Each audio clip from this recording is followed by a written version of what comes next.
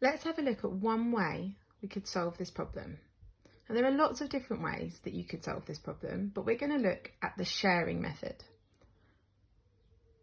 To be really good at maths, it's about learning all different ways to do things and then picking the way that suits you best, the way that you find easiest.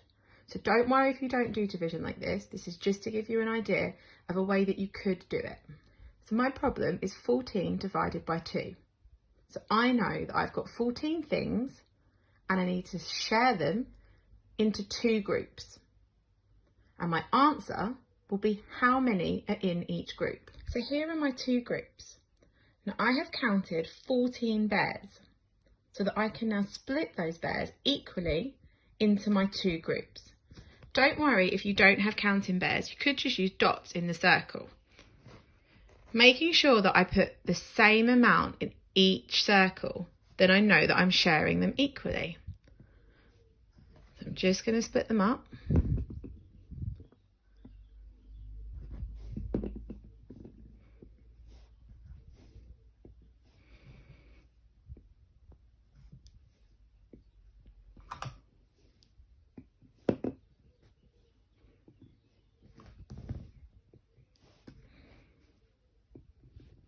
So now I've split them up into 2 groups. I can count how many are in each group.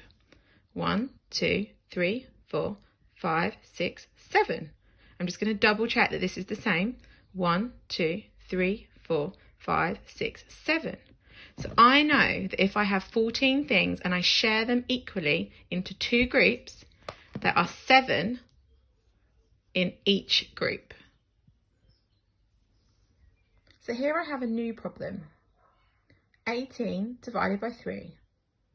So what's the problem asking me to do? It's asking me to split 18 into 3 equal groups.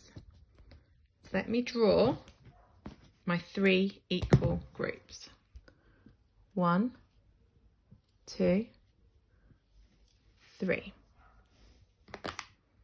Now I've got my 18 counting bears and I'm going to split them equally into the groups. So here I've split my 18 bears into my 3 groups. So how many is in each group? 1, 2, 3, 4, 5, 6. Let's double check. 2, 4, 6. 3, 6. Each group has got 6. So I know that 18 divided by 3 is 6. Now, if you're a real clever clogs, you might have noticed the relationship between these numbers.